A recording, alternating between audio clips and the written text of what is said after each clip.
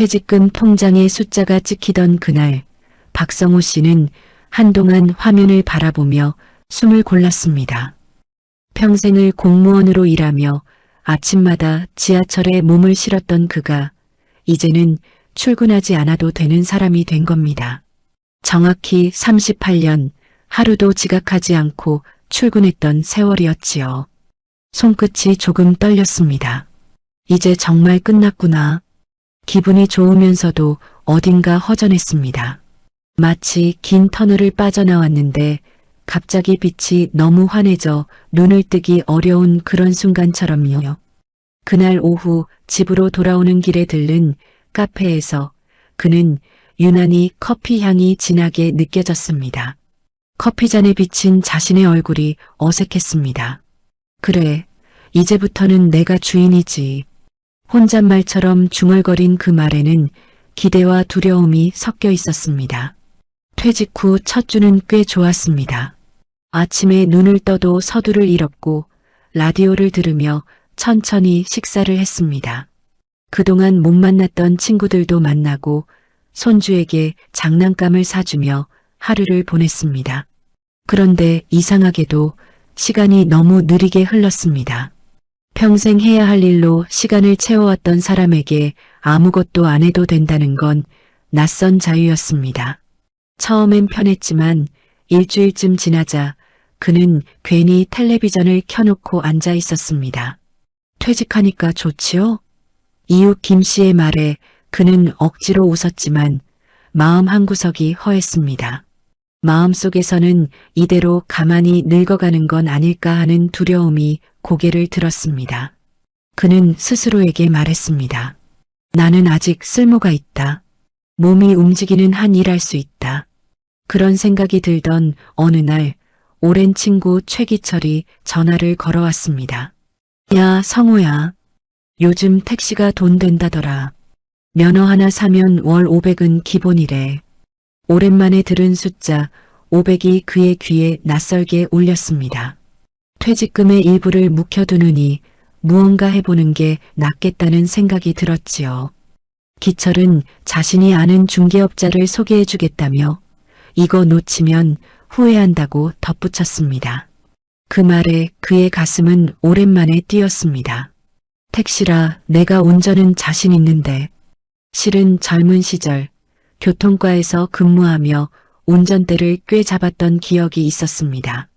차를 다루는 감각은 아직 남아 있었고 무엇보다 직장 없이도 내 이름으로 벌 수 있다는 생각이 그를 들뜨게 만들었습니다. 은퇴 뒤 첫 기회가 눈앞에 온 듯했습니다. 저녁 식탁에서 그는 조심스레 이야기를 꺼냈습니다. 여보, 나 택시를 좀 해볼까 해. 아내는 수저를 내려놓고 그를 똑바로 바라봤습니다. 당신, 이제 좀 쉬어야지. 허리도 아프잖아. 몸이 아직 쓸만한데 왜 놀아? 운전은 내 체질이야. 퇴직금은 당신 노후자금이지 사업 미천이 아니야. 그냥 운전이지 무슨 사업이야. 택시 면허만 있으면 안정적이래. 그녀는 한숨을 내쉬며 말했습니다. 요즘 세상에 안정적인 게 어딨어요. 제발 쉬어요. 하지만 성호 씨의 귀엔 그 말이 잘 들어오지 않았습니다. 마음 한켠에서 그래도 나는 뭔가 할 수 있다는 불꽃이 타올랐거든요. 오랫동안 조직 안에서 살아온 사람에게 자신 이름으로 벌어본다는 건 새로운 꿈이었습니다. 며칠 후 그는 친구 기철의 손에 이끌려 중개사무소를 찾았습니다. 사무실 한쪽 벽에는 미래의 안정은 개인 택시에서 시작됩니다라는 문구가 붙어 있었습니다. 그 문장에 묘한 힘이 있었지요. 기철은 웃으며 말했습니다. 형님, 이거 요즘 인기 많아요. 이런 기회 다시 안 옵니다. 중개사는 덧붙였습니다. 1억 2천이면 요즘 제일 괜찮은 조건이에요. 성호 씨는 잠시 망설이다가 결국 계약서에 도장을 찍었습니다. 집으로 돌아오자 아내가 물었습니다. 당신 설마 진짜 샀어요? 그는 짧게 대답했습니다. 응, 이제 나도 사장님이야. 아내는 아무 말 없이 식탁 위 영수증을 바라봤습니다. 그 종이 위엔 1억 2천만 원이라는 숫자가 선명하게 찍혀 있었습니다. 그녀의 얼굴엔 말할 수 없는 불안이 떠올랐습니다. 그러나 그는 오히려 어깨를 펴며 말했습니다. 걱정 마. 이번엔 꼭 해낼 거야. 그날 밤 그는 방 안에서 혼자 면허증을 꺼내 바라봤습니다. 손에 쥔 그 한 장의 플라스틱 카드가 인생의 새 문을 여는 열쇠처럼 느껴졌습니다. 퇴직 후 처음으로 다시 설렘이 찾아온 밤이었습니다. 이제부터는 내 이름으로 일하고 내 힘으로 번다. 그는 그렇게 다짐하며 눈을 감았습니다. 창밖엔 봄비가 살짝 내리고 있었고 그 소리가 그의 꿈을 축복하는 듯 들렸습니다. 하지만 아무도 몰랐습니다. 그 비가 멈추면 그의 인생에도 폭풍이 찾아올 거란 걸. 아침 식탁 위엔 여느 날처럼 된장국 냄새가 났지만 공기는 무겁게 내려앉아 있었습니다. 아내 이정자는 말없이 국을 휘저었고 박성호 씨는 신문을 펼친 채 기사를 보는 척했습니다. 신문엔 고령 운전자 사고 급증이라는 제목이 커다랗게 적혀 있었지요. 아내는 그 문장을 바라보다가 결국 입을 열었습니다. 당신 그거 진짜 할 거예요? 아직 안 늦었어요. 계약 취소하세요. 그의 시선이 천천히 신문지 위를 떠나 아내를 향했습니다. 이제 와서 왜 그래? 다 끝났어. 끝났긴 뭐가 끝나요? 세상에 퇴직금 대부분을 택시 면허에 쏟아붓는 사람이 어딨어요. 그녀의 목소리는 차분했지만 그 안엔 억눌린 분노가 묻어 있었습니다. 그 돈이면 집 수리도 하고 손주 교육비도 좀 보태줄 수 있었잖아요. 성호 씨는 신문을 접으며 짧게 답했습니다. 여보, 나 이제 놀면 안 돼. 몸이 아직 멀쩡하잖아. 그녀는 한숨을 내쉬었습니다. 일 안 하면 불안한 건 알지만 세상이 예전 같지 않아요. 택시는 젊은 사람들도 힘들다잖아요. 나도 해보니까 알겠더라. 세상에 쉬운 일 없지. 그래도 내가 할 수 있는 건 운전뿐이야. 그럼 알바라도 하지 왜 그렇게 큰 돈을 쏟아부어요? 면허만 있으면 내 택시잖아. 남 밑에 안 들어가고 내 이름으로 벌 수 있다니까. 그녀는 더는 말을 잇지 못했습니다. 40년 동안 함께 살아온 남편의 그 고집스러운 눈빛을 잘 알고 있었기 때문이죠. 그 눈빛 속에는 단순한 일 욕심이 아니라 자존심이라는 말이 숨어 있었습니다. 은퇴 후에 남편이 느끼는 공허함과 가장으로서의 존재감을 되찾으려는 몸부림이 보였습니다. 하지만 현실은 그녀에게 너무 냉정했습니다. 저녁 무렵 남편은 새 택시를 몰고 집 앞 골목으로 들어왔습니다. 차체엔 새 번호판이 반짝였고 운전석엔 아직 비닐도 뜯지 않은 새 시트가 놓여 있었습니다. 아내는 창문 너머로 그 모습을 보며 씁쓸하게 웃었습니다. 그래, 당신 마음은 이해해요. 하지만 제발 조심 좀 해요. 그는 창문을 내리며 대답했습니다. 이정자 씨, 나 운전은 당신보다 오래 했어요. 걱정 마요. 그날 밤 아내는 불을 끄고도 쉽게 잠들지 못했습니다. 옆자리의 남편은 툭하면 뒤척였고 때때로 낮게 이제부터 시작이다라는 말을 중얼거렸습니다. 그녀는 속으로 기도했습니다. 부디 잘 되기를. 제발 그 돈이 헛되지 않기를. 하지만 마음 한켠에서는 설명할 수 없는 불안이 꿈틀거렸습니다. 며칠 후 남편은 친구 최기철과 함께 중개업자를 만나러 나갔습니다. 기철은 그의 어깨를 두드리며 웃었습니다. 형님, 요즘은 앱 호출이 잘 돼서 손님 걱정이 없어요. 진짜 돈 돼요. 성우 씨는 그 말을 듣자 마음이 놓였습니다. 친구가 그렇게 자신 있게 말하니 믿지 않을 이유가 없었지요. 그래, 나도 젊을 땐 성실하다고 칭찬 많이 받았어. 이번에도 그렇게 하면 돼. 기철은 고개를 끄덕이며 덧붙였습니다. 형님 같은 분이 하시면 대박 납니다. 솔직히 요즘 젊은 애들은 성실함이 없어요. 그 말은 성우 씨의 마음에 깊이 꽂혔습니다. 평생 남 밑에서 묵묵히 일했던 자신에게 누군가 성실하다고 말해준 건 오랜만이었으니까요. 그는 그날 저녁 집으로 돌아와 자신감 가득한 얼굴로 말했습니다.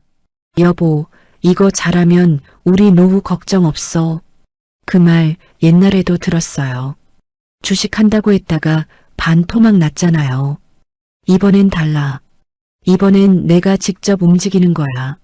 남한테 맡기는 게 아니라. 그래요. 당신은 항상 그렇게 말했죠. 그녀는 식탁 위에 밥을 툭툭 건드리며 눈을 피했습니다. 그때 마침 아들이 들어왔습니다. 아버지, 면허 샀다면서요? 요즘 택시 앱 경쟁 심한 거 몰라요? 수수료가 반이래요. 야, 아버지한테 그렇게 말하지 마. 아직 시작도 안 했어. 아내가 아들의 팔을 잡으며 말렸지만 분위기는 이미 얼어붙었습니다. 아들은 결국 말했습니다. 요즘 세상은 단순히 성실하다고 되는 게 아니에요. 그 말에 성우 씨는 아무 말도 하지 않았습니다. 그저 묵묵히 물컵을 들고 물을 마셨습니다. 물속에서 울컥 치밀어 오르는 자존심이 삼켜지지 않았습니다. 그날 밤 그는 다시 택시를 보러 나갔습니다. 엔진을 켜고 미등을 켜자 어둠 속에서 택시는 유난히 반짝였습니다. 그래, 이게 내 새 출발이야. 그는 핸들을 잡고 깊은 숨을 들이마셨습니다.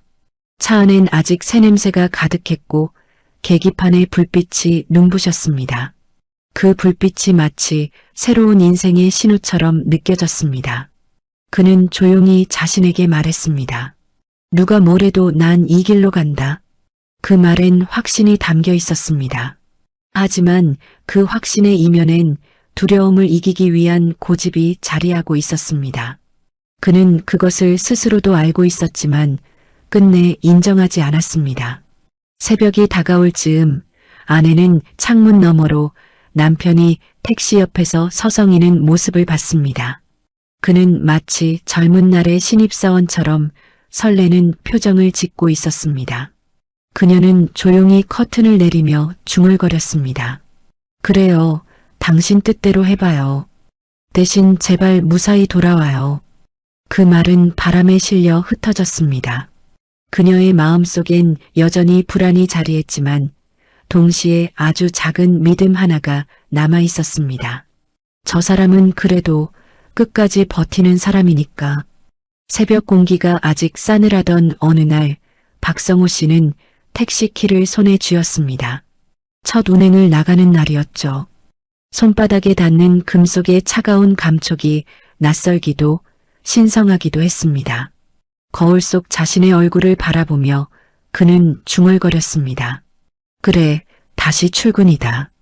은퇴한 지 몇 달 만에 처음으로 느껴보는 긴장감이었습니다. 그의 눈빛엔 묘한 빛이 서려 있었지요. 가슴 한쪽이 두근거렸고 피가 도는 느낌이 오랜만에 살아났습니다. 아내는 부엌에서 조용히 도시락을 싸고 있었습니다. 오늘 첫날이니까 점심은 챙겨 먹어요. 이제 당신이 나 챙겨줄 나이가 됐네. 괜히 피곤하게 오래 하지 말고요. 첫날이니까 분위기만 익혀요. 그녀의 말에는 걱정과 사랑이 뒤섞여 있었습니다. 성우 씨는 도시락을 받아들며 고개를 끄덕였습니다. 오늘 하루 나를 시험해 보는 거지. 택시를 몰고 차고지에서 나올 때 하늘은 희미한 푸른빛을 띠고 있었습니다. 도로엔 아직 차량이 많지 않았고 신호등의 붉은 불빛이 새벽 안개 사이로 번졌습니다. 그는 깊게 숨을 들이쉬었습니다. 이게 내 두 번째 인생의 첫걸음이구나. 라디오에서 흘러나오는 트로트 한 구절이 이상하게 마음에 스며들었습니다. 인생 뭐 있나 한번 사는 거지. 그 가사가 그에게는 축복처럼 들렸습니다. 첫 손님은 정류장 근처에서 택시를 세워 손을 흔든 중년 남성이었습니다. 서울역 갑시다. 예, 알겠습니다. 그의 목소리는 오랜만에 힘이 실려 있었습니다. 승객은 출근길 직장인이었고 차 안에서 잠시 대화가 오갔습니다. 사장님, 목소리가 편안하시네요. 택시 타면 가끔 거칠게 말하는 기사님들 많은데 오늘은 기분 좋네요. 그 말 한마디에 성우 씨의 입가에 미소가 번졌습니다. 감사합니다. 오늘 첫날이라 그런가 봅니다. 첫날이요? 그럼 앞으로 대박 나시겠네요. 그 짧은 대화가 그날 하루를 환하게 밝혀주었습니다. 서울역에 도착하자 손님은 1,000원짜리 한 장을 더 내밀며 말했습니다. 덕분에 기분 좋게 출근합니다. 커피 한 잔 하세요. 그는 그 돈을 고맙게 받아들며 고개를 숙였습니다. 단돈 1,000원이었지만 그 안엔 인정받는 기분이 담겨 있었습니다. 그는 다시 핸들을 잡고 속으로 중얼거렸습니다. 그래, 내가 잘하고 있는 거야. 아직 나도 할 수 있다. 두 번째 손님은 새벽시장 상인이었습니다. 양손에 무거운 박스를 들고 타더니 헐떡이며 말했습니다. 아저씨, 이거 좀 도와줘요. 요즘 허리가 영 시원찮아서. 그는 재빨리 내려서 짐을 실어주었습니다. 이야, 젊은 기사들도 이런 배려 잘 안 하던데 고맙소. 그 말을 듣는 순간 가슴 깊은 곳에서 오래된 자존심이 깨어났습니다. 평생 공무원으로 누군가를 돕는 일을 해왔던 그 본능이 다시 살아난 것이죠. 나는 여전히 사람을 도울 수 있는 사람이다. 오전 내내 손님이 끊이지 않았습니다. 점심 무렵엔 도시락을 꺼내 차 안에서 먹었습니다. 식은 김밥이었지만 세상 어떤 식사보다도 맛있었습니다. 이게 바로 내가 원했던 일상이야. 창밖으로는 사람들이 분주히 움직이고 차창 너머로 햇살이 부서졌습니다. 그는 스스로가 세상 한가운데에 서 있다는 기분을 느꼈습니다. 퇴직 후 처음으로 느껴보는 필요한 존재감이었지요. 그날 저녁 집으로 돌아온 그는 수입을 정리했습니다.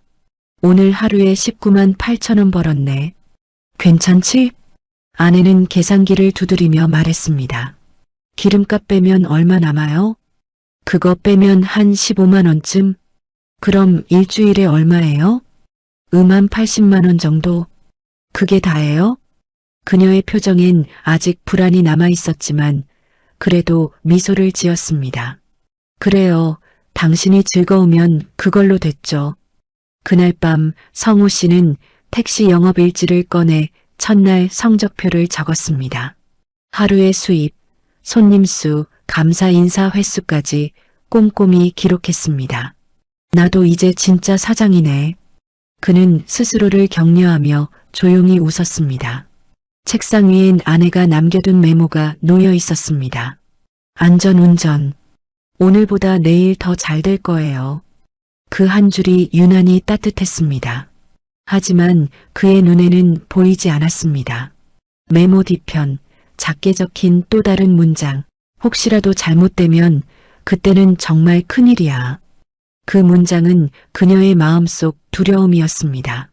그는 그것을 모른 채 내일의 희망을 꿈꾸며 불을 껐습니다. 새벽 공기가 창문 틈으로 스며들었고 라디오에서 어제와 같은 트로트가 흘러나왔습니다. 인생 뭐 있나? 오늘도 달려보자. 그는 이불을 덮으며 웃었습니다. 그래, 내일은 더 잘 될 거야. 그러나 아무도 몰랐습니다. 그가 달리게 될 길에 이미 보이지 않는 구덩이가 기다리고 있다는 걸. 봄이 가고 여름이 다가오자 그의 택시 안엔 땀 냄새와 먼지가 조금씩 쌓이기 시작했습니다. 에어컨을 켜면 연료 게이지가 눈에 띄게 줄었고 주유소에서 카드를 긁을 때마다 가슴이 철렁했습니다. 기름값이 이게 말이 되냐? 기름값은 그가 일 시작할 때보다 훨씬 올라 있었습니다. 하루 벌어오는 돈 중 절반 가까이가 기름으로 사라졌습니다. 처음엔 며칠만 참으면 낫겠지 했습니다. 하지만 세상은 그에게 단 한 번도 호락호락했던 적이 없었습니다. 앱 호출 수수료가 올랐고 차량 정비비가 예상보다 훨씬 컸습니다. 차량을 산 지 몇 달도 안 됐는데 타이어와 브레이크 패드를 바꿔야 한다고 정비소 사장이 말했습니다. 이게 요즘 차들은 전자식이라 교체비가 꽤 나와요. 얼마요? 한 150만 원쯤 생각하셔야죠. 그의 얼굴이 굳었습니다.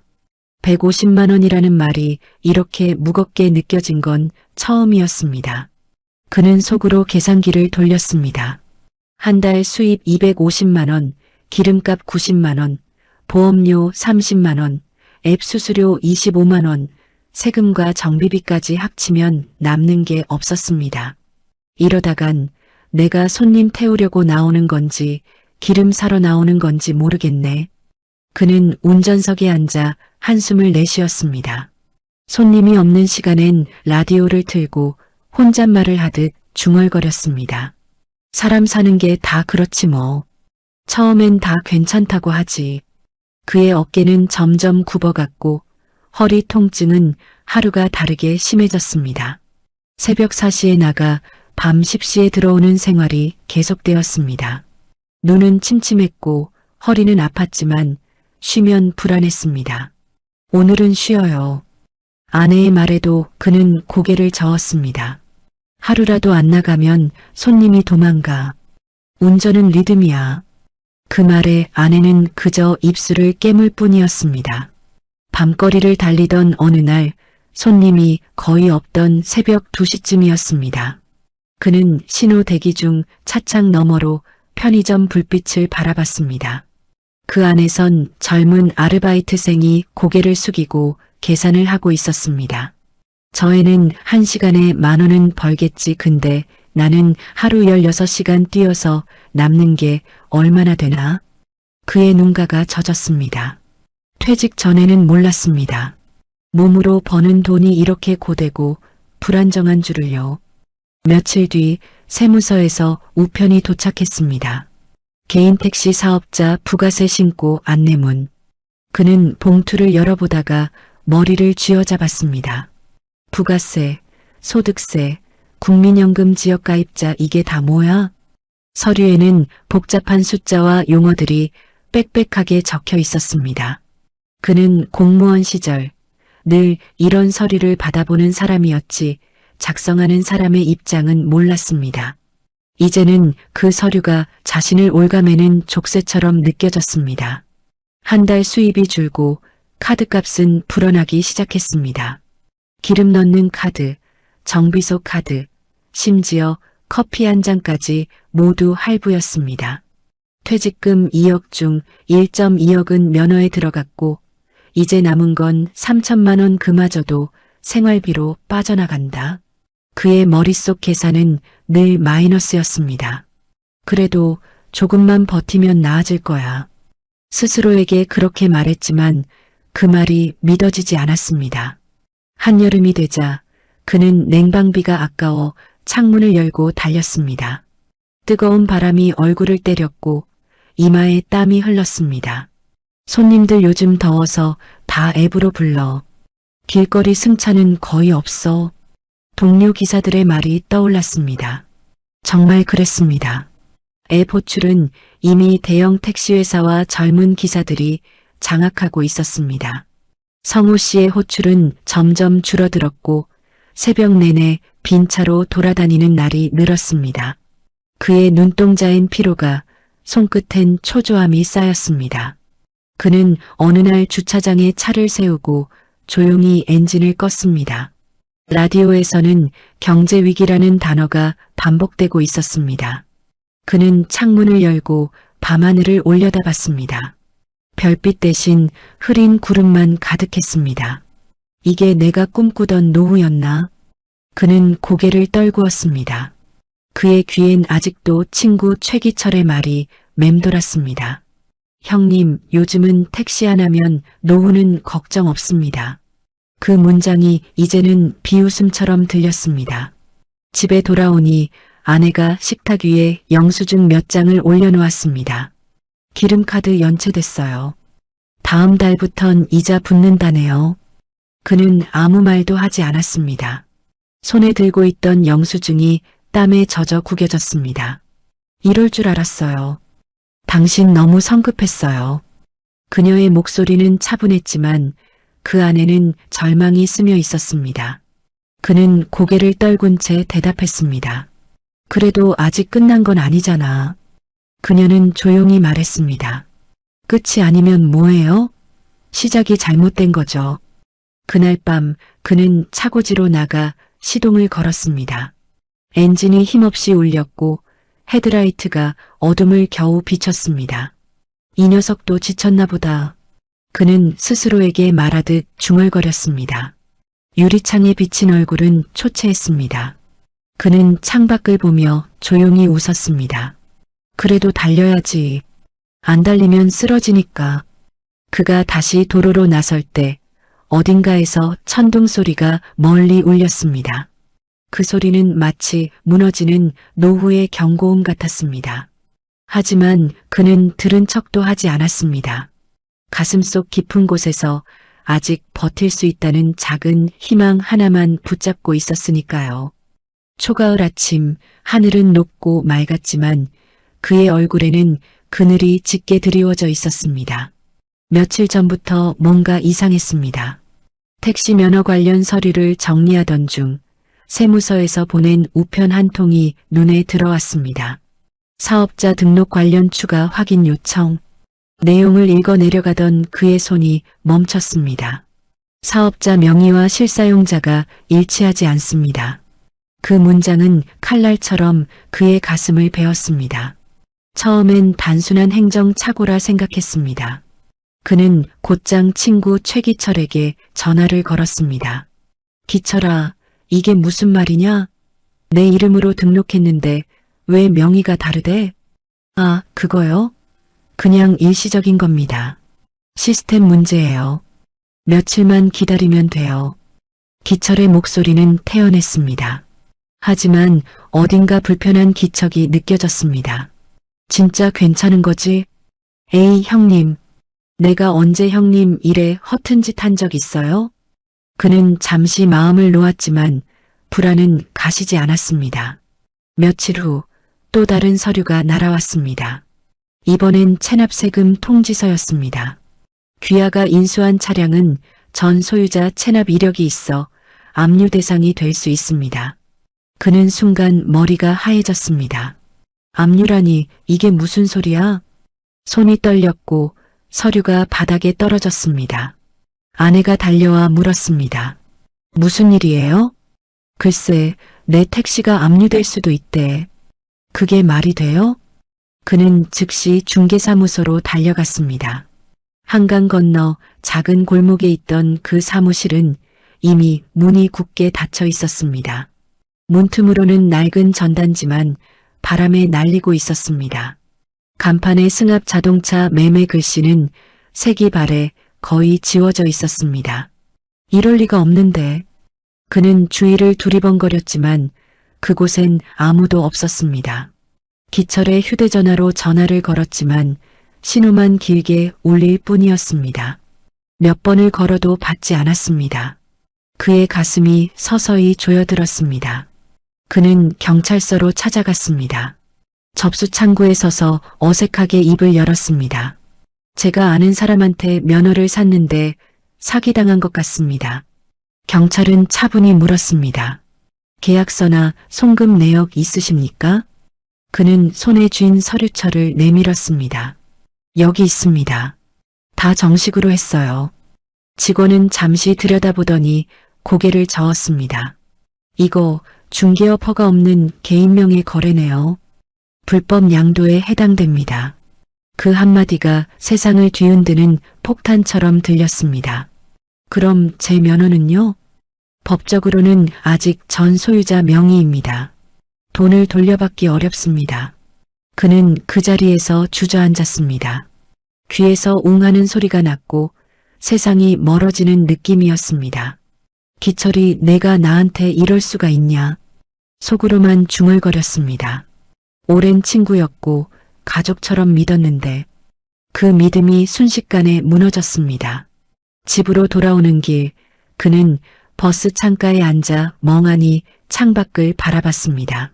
차창 너머로 보이는 도심의 불빛이 그날따라 유난히 멀게 느껴졌습니다. 퇴직 후 처음으로 다시 패배자라는 단어가 머릿속을 맴돌았습니다. 왜 난 늘 이렇게 순진했을까? 왜 믿으면 이렇게 당해야 하는 걸까? 그의 손은 여전히 떨렸습니다. 집에 들어서자 아내가 물었습니다. 기철 씨 뭐래요? 그는 대답하지 못했습니다. 한참을 침묵하다가 겨우 입을 열었습니다. 도망갔어. 뭐라고요? 기철이 잠수 탔어. 사무실도 없어졌고 전화도 꺼놨어. 세상에 그럼 우리 돈은요? 없어. 다 끝났어. 그녀의 얼굴이 하얗게 질렸습니다. 손에 쥐고 있던 컵이 떨어져 산산이 부서졌습니다. 내가 뭘 했어요? 당신 세상 그렇게 만만한 줄 알았어요? 나도 몰랐어. 그냥 믿었을 뿐이야. 믿는다고 다 사람이에요? 당신은 너무 착했어요. 너무 순진했어.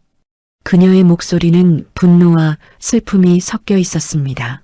그는 더 이상 아무 말도 할 수 없었습니다. 밤이 깊어갈수록 집안의 공기는 차가워졌습니다. 아내는 거실에서 등을 돌린 채 울고 있었고 그는 방 구석에 앉아 면허증을 바라봤습니다. 그 한 장의 카드가 이제는 비웃음처럼 느껴졌습니다. 이게 나를 망쳤구나. 그는 면허증을 손으로 쥐었다가 다시 내려놓았습니다. 눈물이 뺨을 타고 흘렀습니다. 그날 새벽 그는 택시를 몰고 한강 다리 위에 올랐습니다. 바람이 매섭게 불었고 다리 아래로 검은 물결이 일렁였습니다. 그는 잠시 시동을 끄고 차 안에 앉았습니다. 내가 왜 이렇게 됐을까? 그는 고개를 떨궜습니다. 휴대전화 속 가족 사진이 화면에 떠올랐습니다. 손녀가 웃고 있었고 아내가 그 옆에서 음식을 담고 있었습니다. 그는 눈을 감았습니다. 그래도 끝낼 순 없지. 그는 다시 시동을 켰습니다. 엔진 소리가 묘하게 위로처럼 들렸습니다. 한참을 달리던 그는 도로변에서 커피를 사 마셨습니다. 쓴맛이 입안에 남았지만 그 쓴맛이 오히려 현실 같았습니다. 이제 진짜 밑바닥이다. 그는 그렇게 생각하며 컵을 내려놓았습니다. 멀리서 새벽이 밝아오고 있었습니다. 하지만 그 새벽의 빛은 따뜻하지 않았습니다. 그에게는 모든 것이 잿빛이었습니다. 며칠째 집안 공기는 얼음장 같았습니다. 거실에선 밥 짓는 냄새도 TV 소리도 사람의 말소리도 들리지 않았습니다. 식탁 위엔 아직 치우지 못한 영수증들이 흩어져 있었고 그 위로 먼지가 소복이 쌓여 있었습니다.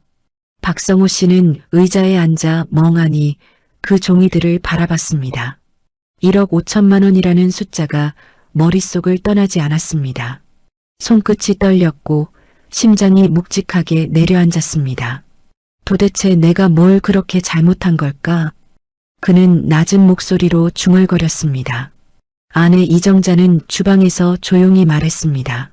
당신, 이제 그만 좀 생각해요. 이미 지나간 일이에요. 지나갔다고? 당신 돈이 아니라 내 돈이라고 생각하니까 쉽게 말하지.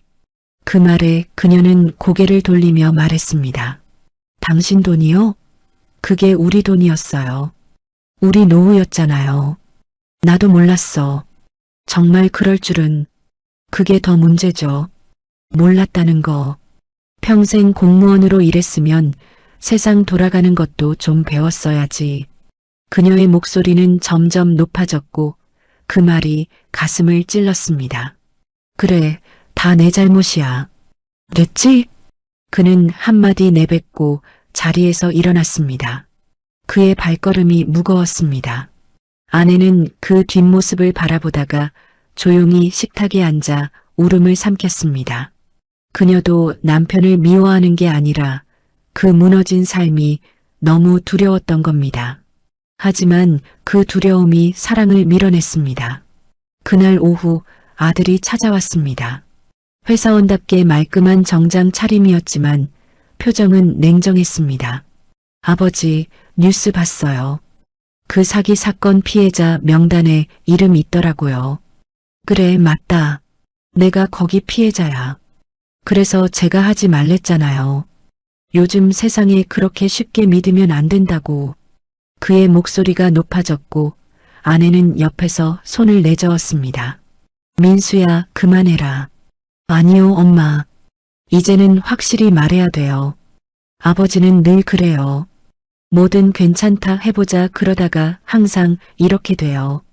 그 말이 떨어지자 성우 씨의 얼굴은 굳어졌습니다. 너 지금 아버지한테 그게 할 소리냐? 제가 말 안 하면 누가 합니까? 평생 착하게만 살아서 뭐가 남았어요? 사기나 당하고 가족 고생시키는 게 착한 겁니까? 그만해라, 민수야. 아내의 목소리에도 분노가 섞여 있었습니다. 그러나 이미 늦었습니다. 성우 씨의 얼굴이 하얗게 질렸습니다. 그래, 내 말이 맞다. 내가 다 망쳤다. 그는 신발을 집어들고 문을 나섰습니다. 어디 가요? 몰라. 그냥 나갔다 올게. 그의 뒷모습이 현관문 밖으로 사라졌습니다. 문이 닫히는 소리가 유난히 컸습니다. 남은 가족들은 아무 말도 하지 못했습니다. 그날 밤 그는 근처 공원 벤치에 앉아 있었습니다. 가로등 불빛이 희미하게 번졌고 벌레 소리가 들려왔습니다. 그는 손에 들린 종이컵 커피를 바라보다가 조용히 중얼거렸습니다. 참 별것 아닌 인생이구나. 평생 남을 위해 일하고 퇴직 후에도 일하려 했는데 돌아온 건 빚과 원망뿐이었습니다. 다음 날 아침 그는 거울 앞에 섰습니다. 수염이 덥수룩했고 눈 밑엔 검은 그림자가 짙었습니다. 손목시계의 초침이 천천히 움직였습니다. 이게 노후냐 사람답게 사는 게 뭐였더라. 그는 스스로에게 물었습니다. 답은 없었습니다. 휴대전화에 찍힌 통장 잔고를 보고 그는 숨을 들이켰습니다. 87,000원. 마지막 잔고였습니다. 그는 그 돈으로 전기세를 내야 할지 밥을 사야 할지 잠시 고민했습니다. 한참을 서 있다가 결국 아무것도 하지 못했습니다. 그의 머릿속엔 온통 가족의 얼굴만 맴돌았습니다. 이정자 그 사람은 지금 얼마나 나를 원망할까? 민수는 이제 나를 아버지라 부르기나 할까? 생각할수록 마음이 바닥으로 꺼졌습니다. 그는 그날 하루 종일 집 밖을 서성였습니다. 길가 벤치에 앉아 담배를 한 대 피웠습니다. 연기가 허공에 흩어지며 사라졌습니다. 그날 밤 아내는 집안 불을 모두 꺼놓고 조용히 식탁에 앉아 있었습니다. 그녀의 앞엔 남편의 사진이 놓여 있었습니다. 젊은 시절 신혼여행에서 웃던 얼굴이었습니다. 당신 왜 이렇게 됐어요? 그때처럼만 살면 됐는데. 그녀는 목소리를 삼키며 눈물을 닦았습니다. 문득 현관문이 열리는 소리가 났습니다. 그녀는 놀라 고개를 들었습니다. 남편이 들어와 있었습니다. 비에 젖은 옷, 손에 들린 택시 열쇠, 그리고 피곤에 절은 얼굴. 나 이제 어떡하지? 그의 말은 거의 울음에 가까웠습니다. 그녀는 잠시 그를 바라보다가 말없이 수건을 내밀었습니다. 이거 닦아요. 그는 그 수건을 받으며 고개를 숙였습니다. 눈물이 수건에 스며들었습니다. 밤이 깊어가자 그는 방으로 들어가 불을 끄고 앉았습니다. 어둠 속에서 들려오는 자신의 숨소리가 유난히 크게 느껴졌습니다. 난 이제 뭐가 남았을까? 그는 손을 내밀어 허공을 짚었습니다. 아무것도 잡히지 않았습니다. 그때 문 밖에서 아내의 목소리가 들려왔습니다. 그래도 밥은 먹고 나가요. 그는 그 말을 듣고 잠시 눈을 감았습니다. 그래, 아직 밥이라도 먹을 수 있지. 그 한마디가 그를 간신히 붙잡아 주었습니다. 하지만 마음속에서는 또 다른 목소리가 들려왔습니다. 넌 이제 가족한테조차 짐이야.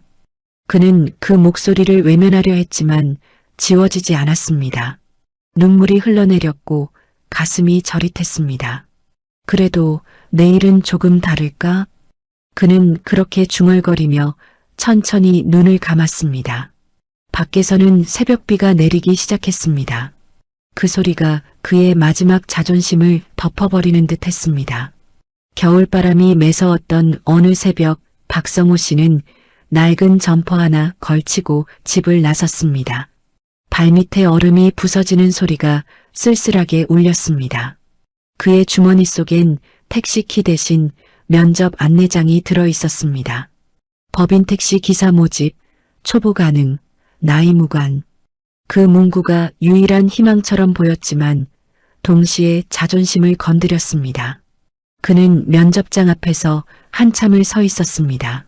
문을 열기까지 몇 번을 망설였는지 모릅니다.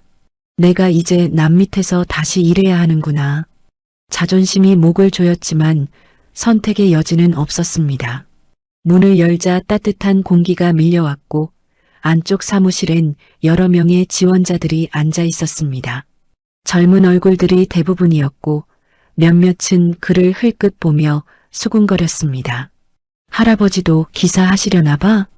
그 말이 귀에 꽂혔지만 그는 아무 말도 하지 않았습니다. 그저 서류를 내밀며 조용히 자리에 앉았습니다. 면접관은 나이와 경력을 묻더니 잠시 고개를 끄덕였습니다. 운전 경력은 길지만 체력이 좀 걱정이네요. 그는 단호하게 말했습니다. 운전은 몸보다 마음으로 하는 겁니다. 면접관은 잠시 웃더니 그래요. 그럼 한 달은 시범 기간이에요라며 사인을 했습니다. 그 순간 그의 가슴 속에서 오래된 불씨가 미약하게 피어올랐습니다. 첫 출근 날 그는 회사 앞 차고지에서 허리 굽은 노인을 만났습니다. 낡은 모자를 눌러 쓴 그 노인은 먼저 손을 내밀었습니다. 처음 뵙죠? 최재만이라고 합니다. 아, 예. 박성호입니다. 나보다 젊으시네. 그래도 이제 동료니까 반갑습니다. 그 말 한마디가 이상하게 따뜻하게 들렸습니다. 둘은 같은 노선의 차량을 맡게 되었습니다. 출근길 손님이 몰리는 시각 함께 차를 세워놓고 담배 한 대를 나누었습니다. 요즘 세상 택시가 돈이 안 돼요. 재만이 먼저 말을 꺼냈습니다. 그럼 왜 아직 하십니까? 이거라도 해야 버티지요. 가만히 있으면 더 외로워집니다. 그 말이 성호 씨의 가슴에 박혔습니다. 가만히 있으면 외로워진다. 그는 그 문장을 오랫동안 잊지 못했습니다. 며칠 뒤 그들은 휴게소에서 커피를 마시며 담소를 나눴습니다. 나도 옛날에 집안 다 말아먹었어. 재만은 담담히 말했습니다. 나도 한때 사업한다고 나섰다가 친구 믿었다가 크게 당했지. 그때 느꼈어. 돈은 다시 벌 수 있는데 사람은 잃으면 끝이더라. 그는 커피를 한 모금 마시며 웃었습니다. 그래도 아직 살아있잖아. 그럼 다시 하면 돼. 성우 씨는 말없이 고개를 끄덕였습니다. 그의 눈가가 젖었습니다. 형님, 일은 그냥 일로 생각하세요. 너무 의미 두면 마음만 다쳐요. 일로만 보면 허전하지 않습니까? 허전해야지. 그게 사람 사는 거니까. 근데 허전하다고 멈추면 안 돼요. 그 말에 성우 씨는 미소를 지었습니다. 그동안 들은 수많은 조언 중 가장 가슴에 닿는 말이었습니다. 점점 두 사람은 같은 시간에 출근하고 같은 시간에 퇴근하는 버팀목이 되었습니다. 출근길엔 서로에게 커피를 건네고 퇴근길엔 하루의 이야기를 나눴습니다. 어느 날은 눈이 내리던 날이었습니다. 도로 위에 눈발이 흩날리고 차창 밖으로 희미한 가로등이 번졌습니다. 눈 오는 날은 손님이 많아요. 재만이 웃으며 말했습니다. 그래서 다들 집에 빨리 가고 싶어 하거든요. 그때는 우리가 그 집으로 데려다 주는 사람이지. 그 한마디가 이상하게 뭉클했습니다. 그날 이후 그는 손님을 태울 때마다 생각했습니다. 이 사람도 누군가의 집으로 가는 중이겠지. 그는 점점 웃음을 되찾았습니다. 승객이 감사합니다라며 내릴 때마다 그 한마디가 그의 하루를 지탱했습니다. 돈이 아니라 말 한마디가 그를 다시 살게 했습니다. 며칠 뒤 퇴근길에 제마는 그에게 껌 하나를 건넸습니다. 이거 씹고 웃어요. 입이 심심하면 마음도 심심해져요. 그는 그 껌을 받아 씹었습니다. 단맛이 입안에 번지자 묘하게 기분이 좋아졌습니다. 그렇게 웃는 얼굴로 집에 돌아가니 아내가 놀란 눈으로 물었습니다. 무슨 일 있었어요? 아니, 그냥 오늘은 조금 덜 힘들었어. 그 말에 그녀는 처음으로 작은 미소를 보였습니다. 이후로 그는 새벽마다 제만과 같은 도로를 달렸습니다. 함께 새벽 안개를 헤치며 밤의 고요를 뚫고 나아갔습니다. 둘은 아무 말 없이 운전대를 잡았지만 묘한 동료애가 있었습니다. 형님, 우리 하루 잘 버텼으면 그걸로 된 겁니다. 제만이 어느 날 그렇게 말했습니다. 맞아요. 오늘도 무사히. 그들은 동시에 웃었습니다. 그 웃음은 돈보다 값졌고 실패보다 진실했습니다. 그의 인생이 다시 조금씩 온기를 되찾는 순간이었습니다. 그는 문득 깨달았습니다. 인생의 바닥은 사람을 버리는 자리가 아니라 사람을 다시 배우는 자리라는 걸. 그리고 자신이 지금 그 자리에 있다는 사실이 이상하게 고마웠습니다. 밤하늘엔 눈이 멈추고 도로 위엔 희미한 달빛이 번졌습니다. 그는 조용히 속삭였습니다. 그래, 오늘도 무사히. 그 말 한마디가 그의 새로운 기도가 되었습니다. 새벽 5시 창밖엔 아직 어둠이 짙게 깔려 있었습니다. 박성호 씨는 알람이 울리기 전 눈을 떴습니다. 습관처럼 몸을 일으키고 창문을 열자 찬 공기가 얼굴을 스쳤습니다. 오늘은 좀 괜찮겠지. 그는 자신에게 조용히 말했습니다. 세수를 하고 낡은 점퍼를 걸치며 거울을 봤습니다. 얼굴엔 여전히 세월의 자국이 남아 있었지만 눈빛만큼은 다시 살아 있었습니다. 그의 어깨엔 아직도 삶의 무게가 있었지만 이번엔 그 무게가 그를 짓누르지 않았습니다. 차고지로 향하는 발걸음은 예전보다 훨씬 가벼웠습니다. 그는 한 손에 뜨거운 캔커피를 들고 다른 손으로 시동을 걸었습니다. 엔진이 부드럽게 울렸고 라디오에서 새벽 뉴스가 흘러나왔습니다. 오늘 하루도 평범한 일상이 이어집니다. 그 문장이 왠지 낯설게 따뜻하게 느껴졌습니다. 이제는 평범함이 가장 큰 소원이었으니까요. 도심으로 들어서자 신호등 불빛이 하나둘 깨어났습니다. 거리는 아직 잠들어 있었고 간간히 출근하는 사람들만 보였습니다. 그는 천천히 차를 몰며 도로 위를 바라봤습니다. 이 길 위가 이제 그의 삶의 무대였습니다. 그래, 난 다시 시작한 거야. 그는 중얼거리며 가볍게 미소를 지었습니다. 첫 손님은 이른 새벽 출근길의 간호사였습니다. 하얀 마스크를 쓴 채 피곤한 눈으로 문을 열었습니다. 서울역이요. 예, 알겠습니다. 그는 조용히 차를 몰며 거울 너머로 손님을 살폈습니다. 눈밑이 시커멓게 팬 그 얼굴에서 예전의 자신이 겹쳐 보였습니다. 밤 근무 마치셨죠? 네, 오늘은 유난히 힘드네요. 그래도 누군가는 그 덕분에 살겠죠. 고생 많으셨습니다. 간호사는 잠시 놀란 듯 하다가 미소를 지었습니다.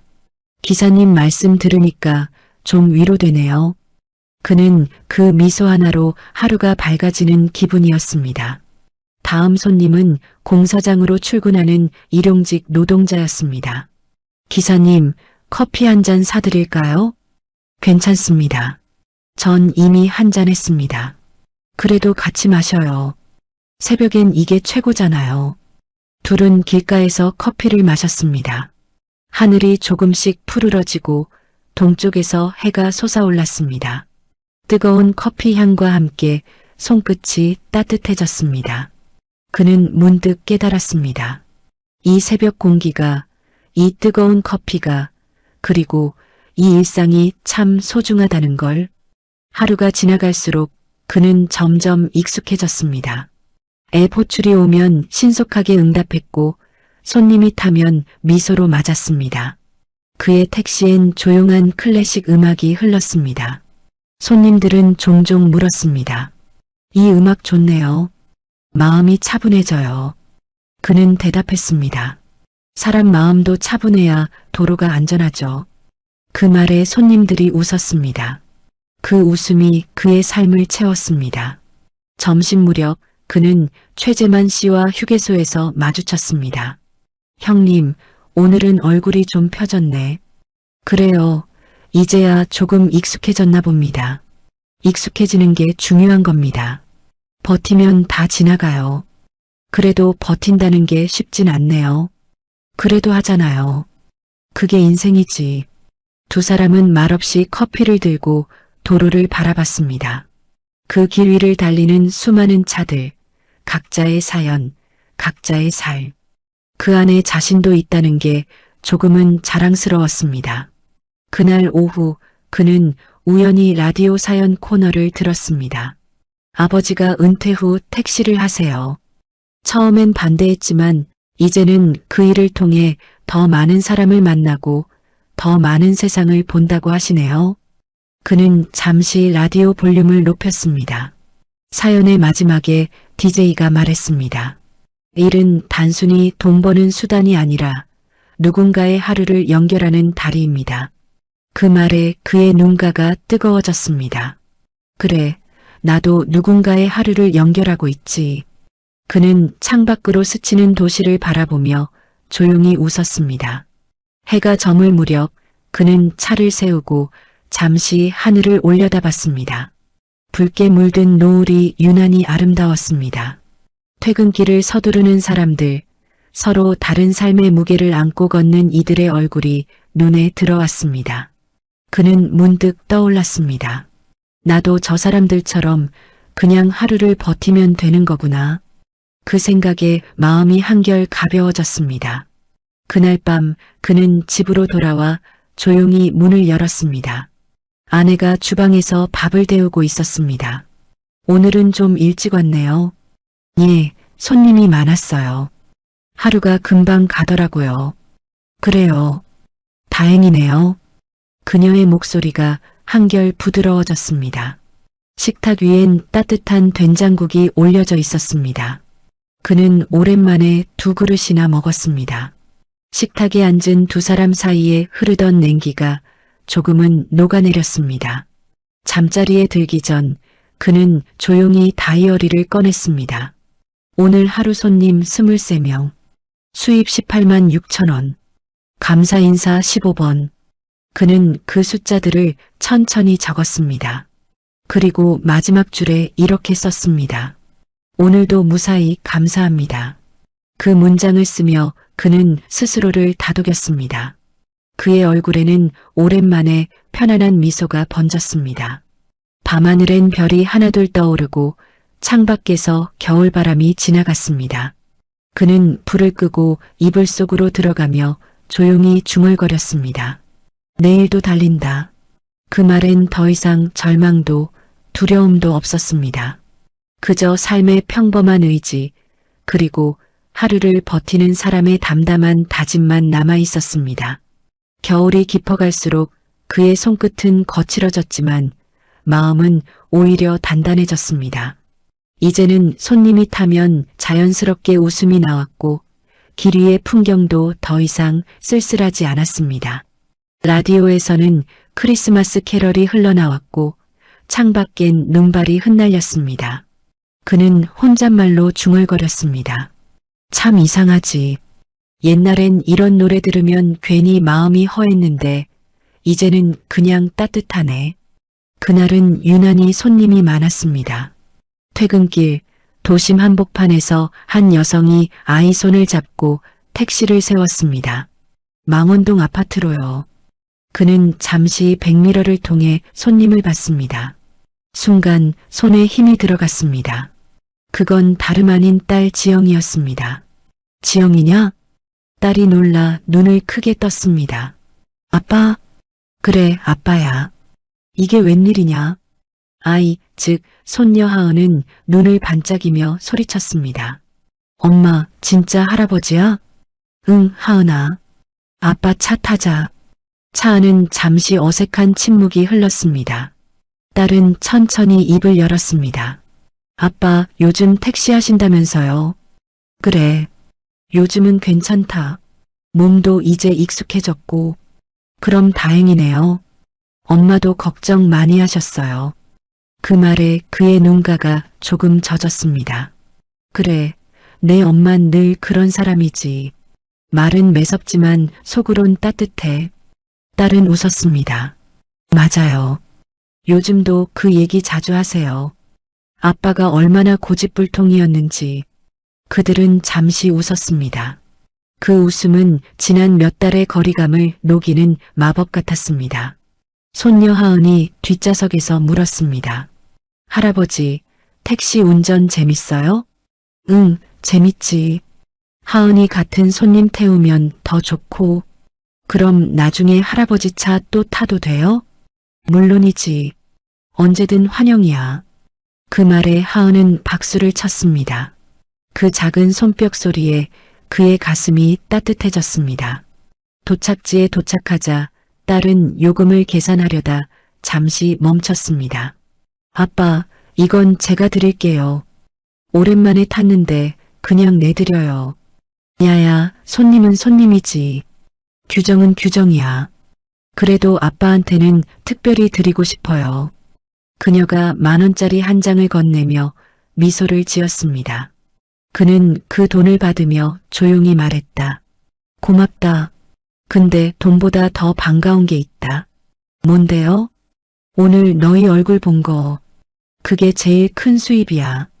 그날 밤 그는 집으로 돌아와 아내에게 조심스레 말했다. 오늘 지영이랑 하은이 탔었어. 아내의 눈이 동그랗게 커졌습니다. 정말? 그 애가 택시를? 응. 우연이었지 뭐. 근데 참 오랜만에 웃더라. 그녀는 잠시 말없이 그를 바라보다가 고개를 끄덕였습니다. 잘 됐네요. 애도 마음이 풀렸나 봐요. 그 말에 그는 작게 웃었습니다. 그러게. 이렇게라도 다시 만나게 될 줄은 몰랐어. 며칠 후 아들 민수에게서 전화가 왔습니다. 아버지, 잘 지내시죠? 그냥 그렇다. 왜? 그 카드 연체된 거 제가 처리했어요. 그는 잠시 말을 잇지 못했습니다. 괜찮다. 그런 건 내가 해야지. 이제 와서 무슨 의미가 있어요. 아버지가 고생하셨는데. 그래도 미안하다. 괜찮아요. 아버지가 일 다시 시작하셨다는 얘기 들었어요. 대단하시네요. 그 말에 그는 조용히 웃었습니다. 늙은 사람은 그냥 버티는 게 일이지. 그래도 요즘은 덜 힘들다. 그럼 됐어요. 아버지, 건강만 챙기세요. 그래, 고맙다. 전화를 끊고 나니 이상하게 눈시울이 뜨거워졌습니다. 가족에게 듣는 대단하다는 말이 이렇게 큰 위로일 줄 몰랐습니다. 그는 택시 안에서 조용히 손을 모았습니다. 그래, 이제 다시 가족 안으로 돌아가는 거야. 며칠 후, 주말 오후, 그는 택시를 세우고 하은이에게서 전화 한 통을 받았습니다. 할아버지, 오늘 놀이터 오실 수 있어요? 놀이터? 갑자기 엄마가 된장찌개 끓였어요. 할아버지 좋아하잖아요. 그 말에 그는 주저없이 대답했습니다. 간다. 바로 간다. 그가 집에 들어서자 부엌에선 된장국 냄새가 고소하게 퍼졌습니다. 아내가 앞치마를 두르고 말했습니다. 왔어요? 응. 냄새가 참 좋네. 지영이가 끓였어요. 당신 오신다고. 그 말에 그는 아무 말도 하지 못했습니다. 대신 조용히 식탁 앞에 앉았습니다. 딸이 웃으며 국을 퍼주었습니다. 아빠, 예전처럼 맛 좀 봐요. 그는 국을 한 숟갈 떠먹고는 천천히 눈을 감았습니다. 이 맛이지 집밥은 이런 거야. 식사 내내 웃음소리가 끊이지 않았습니다. 손녀 하은은 택시 얘기를 해달라며 졸랐고 그는 도로 위의 이야기들을 들려주었습니다. 할아버지는 사람을 태워주면서 참 많은 걸 배웠단다. 사는 게 다 비슷하더라. 다들 힘들어도 서로 인사하고 웃으면 살만해져. 하은이 고개를 끄덕이며 말했습니다. 할아버지, 저도 커서 택시 기사 할래요. 그는 웃으며 답했습니다. 그래, 근데 할아버지처럼 사기당하지 마라. 모두가 웃었습니다. 식사를 마친 후 아내가 조용히 말했다. 당신 많이 변했네요. 그래, 뭐가? 예전엔 항상 조급하고 불안해했는데 지금은 그냥 편해 보여요. 그는 조용히 고개를 끄덕였습니다. 사람이 바닥까지 내려가 보면 올라갈 힘이 생긴다더라. 이제는 좀 쉬어도 되지 않아요? 쉬는 건 나중에. 지금은 달릴 때야. 그녀는 미소를 지으며 그에게 따뜻한 차를 건넸습니다. 그래요. 달리더라도 천천히요. 밤이 깊어가자 그는 택시키를 손에 쥐었습니다. 창밖엔 눈이 소복이 쌓이고 집안은 따뜻한 온기로 가득했습니다. 그는 속으로 중얼거렸습니다. 그래, 이제 다시 가족 안으로 돌아왔구나. 그 말과 함께 그는 조용히 웃었습니다. 그 미소엔 지난 모든 시간의 상처가 천천히 녹아내리고 있었습니다. 겨울이 지나고 봄이 다시 찾아왔습니다. 차창 너머로 매화꽃이 피기 시작했고 도심의 공기도 한결 부드러워졌습니다. 박성호 씨는 여느 때처럼 새벽에 시동을 걸었습니다. 이젠 더 이상 두렵지 않았습니다. 도로 위의 모든 것이 익숙했고 손에 쥔 핸들도 더는 무겁지 않았습니다. 그의 하루는 단조로웠지만 그 속엔 작은 기쁨들이 숨어 있었습니다. 길가에 가로수를 스치며 불어오는 바람, 손님이 내리며 감사합니다라고 남기는 말, 신호 대기 중 라디오에서 흘러나오는 음악 한 소절, 그 모든 게 그의 하루를 지탱했습니다. 그날 아침 첫 손님은 한 중학생이었습니다. 교복의 가방이 커서 차 문을 간신히 닫았습니다. 학교까지 부탁드려요. 예, 알겠습니다. 차 안엔 조용히 책장 넘기는 소리만 들렸습니다. 도착할 즈음 아이가 말했습니다. 기사님, 혹시 나이 많으세요? 왜 물어보니? 할아버지 생각나서요. 항상 고맙다고 하시거든요. 그 말에 그는 미소를 지었습니다. 그래, 인사 잘하는 게 제일 좋은 습관이야. 아이는 고개를 숙이며 인사했습니다. 감사합니다. 그는 그 짧은 인사에 하루의 피로가 녹는 느낌이었습니다. 두 번째 손님은 비를 맞은 젊은 여자였습니다. 괜찮으세요? 많이 젖었네요. 네, 갑자기 비가 와서요. 그는 뒷좌석 창문을 살짝 올려주며 수건을 건넸습니다. 여기요, 닦으세요. 택시 타면 추워요. 기사님이 이런 거 주시네요? 감사합니다. 괜찮아요. 옛날엔 저도 비 맞으며 다녔어요. 그녀는 웃으며 대답했습니다. 오늘 하루 기분이 좋아질 것 같아요. 그 한마디가 그에게는 세상 어떤 돈보다 값졌습니다. 점심시간 그는 최재만 씨와 휴게소에 들렀습니다. 형님, 요즘 얼굴이 아주 환해졌네요. 글쎄 말이에요. 그냥 마음이 좀 편해졌나 봅니다. 그게 돈보다 귀한 거예요. 두 사람은 종이컵 커피를 마시며 도로를 바라봤습니다. 길 위를 달리는 수많은 차들, 각자의 목적지로 향하는 삶의 행렬, 그 속에 자신이 작게 남아 누군가의 하루를 돕고 있다는 사실이 이제는 큰 자부심으로 다가왔습니다. 그날 오후 비가 내렸습니다. 빗방울이 차창에 부딪히며 리듬을 만들었습니다. 신호 대기 중 한 젊은 남자가 우산 없이 뛰어오며 손을 흔들었습니다. 기사님, 저 좀 태워주세요. 그는 급히 문을 열었습니다. 감사합니다. 면접 늦을 뻔했어요. 남자는 젖은 머리를 닦으며 숨을 몰아쉬었습니다. 그는 미소를 지으며 말했습니다. 괜찮아요. 누구나 늦을 때가 있죠. 중요한 건 도착하는 거죠. 그 말에 남자는 잠시 멈칫하더니 웃었습니다. 좋은 말씀 감사합니다. 꼭 붙을게요. 도착 후 남자는 거스름돈을 건네며 말했습니다. 기사님, 덕분에 기분이 좋아졌어요. 응원 감사합니다. 그는 손사래를 쳤습니다. 별말을 다 하네. 좋은 결과 있길 바라요. 그날 저녁 휴대폰으로 알림이 하나 왔습니다. 익명 손님이 별점 5점과 메시지를 남겼습니다. 그날 기사님 말 덕분에 용기 냈습니다. 감사합니다. 그는 휴대폰 화면을 오래 바라봤습니다. 그 짧은 문장이 마음 깊은 곳까지 파고들었습니다. 이게 내가 일하는 이유구나. 집에 돌아오니 아내가 따뜻한 차를 내왔습니다. 오늘은 얼굴이 참 좋아 보여요. 그래요? 그냥 요즘 손님들이 참 고맙더라고. 손님이 고맙다니 무슨 말이에요? 사람들이 내 택시 타면서 이런저런 얘기하잖아요.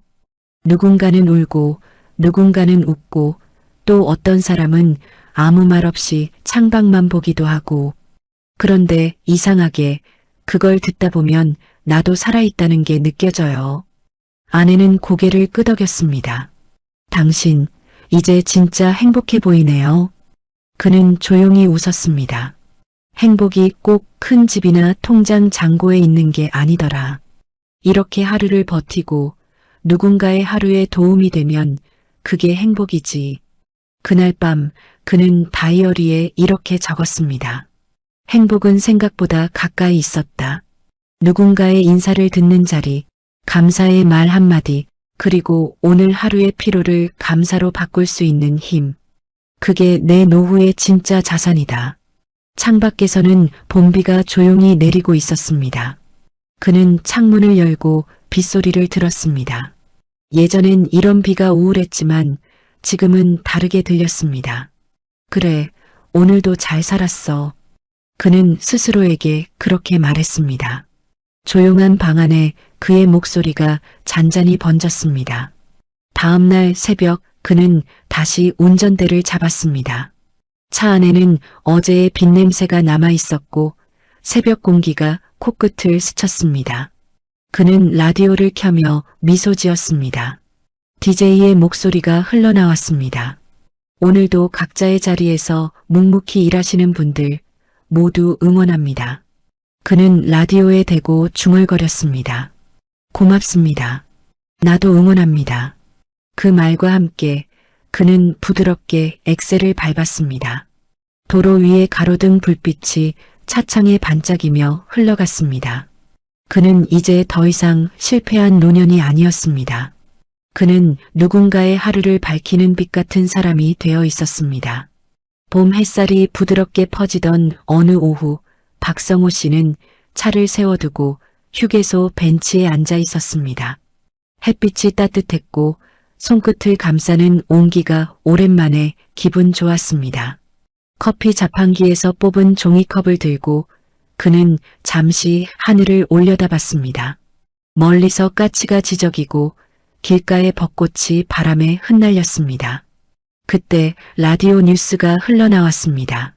최근 대규모 택시 면허 사기 사건의 주범 최모 씨가 검거되었습니다. 피해자는 전국적으로 200여 명에 이르고 피해액은 약 200억 원으로 추정됩니다. 피해자 중에는 은퇴자들이 다수 포함되어 있습니다.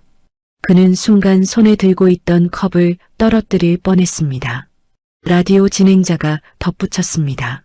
경찰은 추가 피해자를 조사 중이며 피의자는 혐의를 모두 인정했습니다.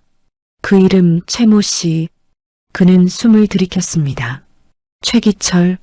그의 머릿속에서 오래된 얼굴이 떠올랐습니다. 언제나 능청스럽게 웃던 얼굴. 형님 믿으세요. 이거 진짜 괜찮은 거예요. 그 말이 다시 귀를 때렸습니다. 잠시 후 기자의 인터뷰가 이어졌습니다. 피해자 중 일부는 여전히 경제적 회복이 어렵다고 호소하고 있습니다. 그는 라디오를 껐습니다. 조용해진 휴게소에 봄바람 소리만 남았습니다. 그는 한참 동안 아무 말도 하지 않았습니다. 커피 냄새가 식어가며 공기에 섞여들었습니다. 한참 후 그는 혼잣말을 했습니다. 그래 결국 잡혔구나. 그 말은 분노가 아니라 오히려 안도에 가까웠습니다. 아내가 늘 말하던 세상엔 정의가 있다는 말이 떠올랐습니다.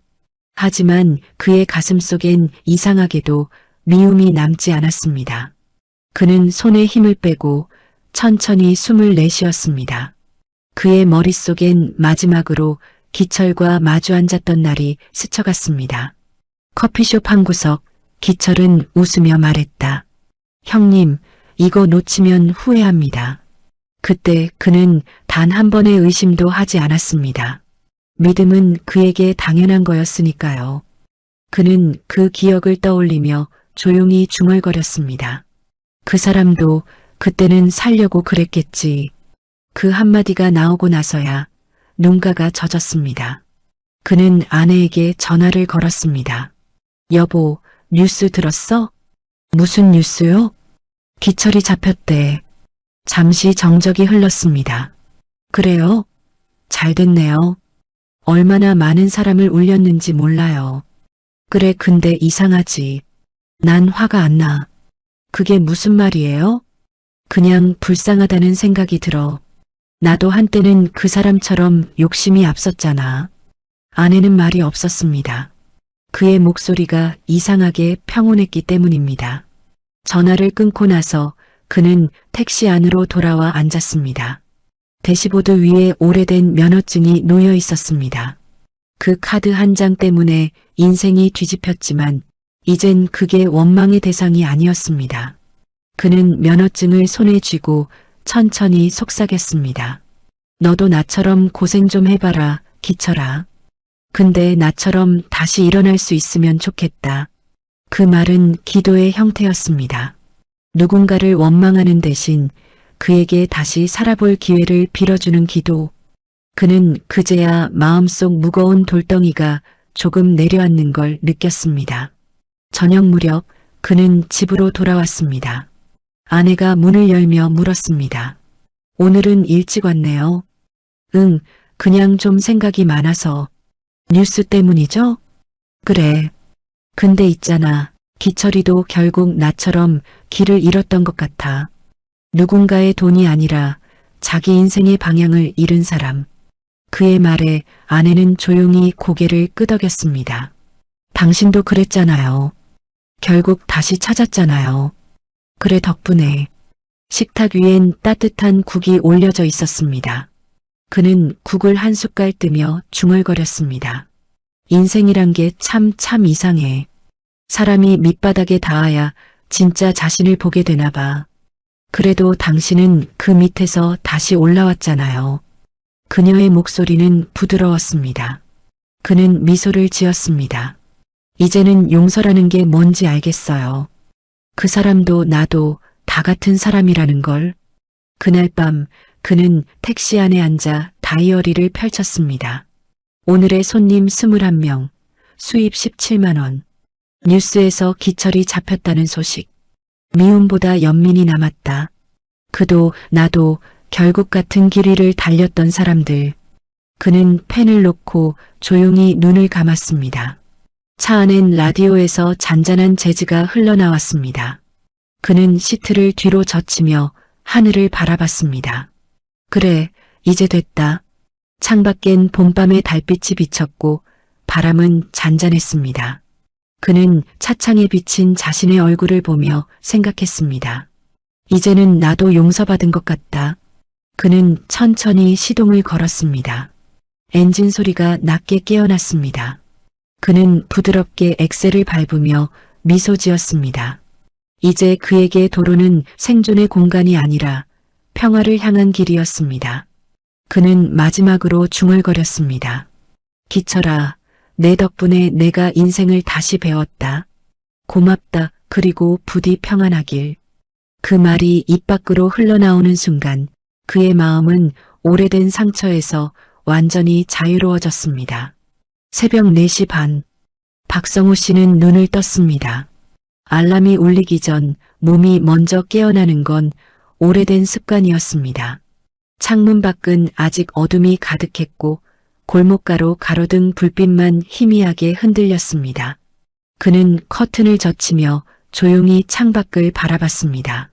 어딘가에서 개 짖는 소리가 들리고 먼 동쪽 하늘이 아주 조금 푸르게 밝아오고 있었습니다. 또 하루가 시작되는구나. 그는 작게 중얼거렸습니다. 부엌으로 내려가 커피를 내렸습니다. 커피포트에 김이 피어오르고 그 향이 집안을 채웠습니다. 아내는 여전히 잠든 듯 했습니다. 그는 머그잔을 양손으로 감싸쥐며 천천히 한 모금 마셨습니다. 쓰고 뜨거운 맛이 입안을 감돌았습니다. 예전엔 그 쓴맛이 삶의 고단함처럼 느껴졌지만 지금은 달랐습니다. 이제는 그 맛조차 익숙하고 감사했습니다.